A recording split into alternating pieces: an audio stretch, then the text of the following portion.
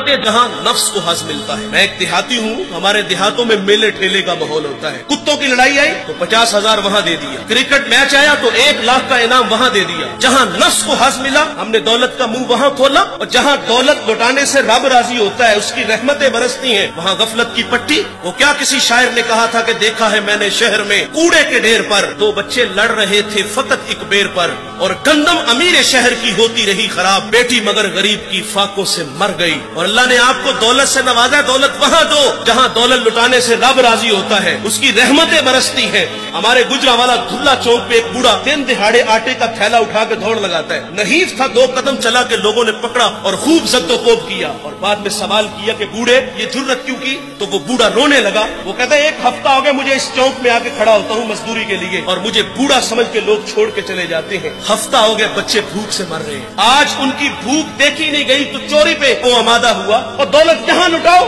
یہ نوائے وقت میں ایک خبر چھپی تھی، کمالیہ کی بیٹی وہ شادی کے قابل تھی، ایک رشتہ ملا، ادھر سے بارات آ رہی ہے، ادھر بیٹی والے تیاریوں میں، ہمسائیگی میں سے کسی نے شرارت کی کہ جس کے گھر میں آ رہے ہو وہ اپنی بیٹی کو چند جوڑوں کے سوا اور کچھ بھی نہیں دے سکتا، بارات وہیں سے واپس چلی گئی۔ بتاؤ اس بیٹی کے دل پہ جو کچوکے اور زخم لگے تھے اس کا مداوع کس نے کرنا تھا؟ اور اللہ نے آپ کو دولت سے نوازا ہے، غریبوں کی بیواؤں کی بیٹیاں گھروں میں بوڑھی ہو رہی ہیں، تم کتوں کی لڑائی پہ پیسے لٹا رہے ہو، تم ہجڑوں پہ دولت لٹا رہے ہو۔ اگر دولت لٹانے کا شوق ہے تو معاشرے میں پھیلے ہوئے دکھ دیکھو، یتاما مساکین پہ دولت لٹاؤ تاکہ تم خدا کی رحمتوں کے مستحق ٹھہرو، لیکن دولت وہاں دی جہاں نفس کو حظ ملا۔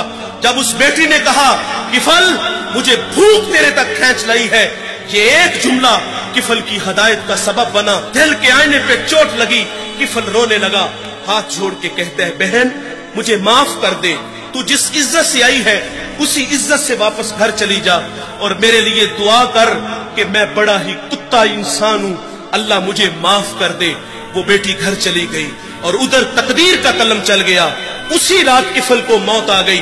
صبح ہوئی تو زمانے نے کفل کی دیوار پہ یہ لکھا ہوا پڑا تھا کہ اللہ نے کفل کو معاف کر دیا ہے۔ وہ معاف کر کے راضی ہوتا ہے۔ بھائی کوئی بندہ مرنے سے پہلے آ جائے ہاتھ جوڑ کے کہہ دے کہ یا اللہ آج کے بعد گناہ نہیں کروں گا، یہ اس کا وعدہ ہے کہ جو میری چوکھٹ پہ 2 آنسو لے آتا ہے میں اس کے گناہ کو لوح محفوظ سے مٹا دیتا ہوں۔ اس ویڈیو کو شیئر ضرور کیجئے، ہو سکتا ہے آپ کے ایک شیئر سے یہ بات کسی کے دل میں اتر جائے۔ جزاک اللہ۔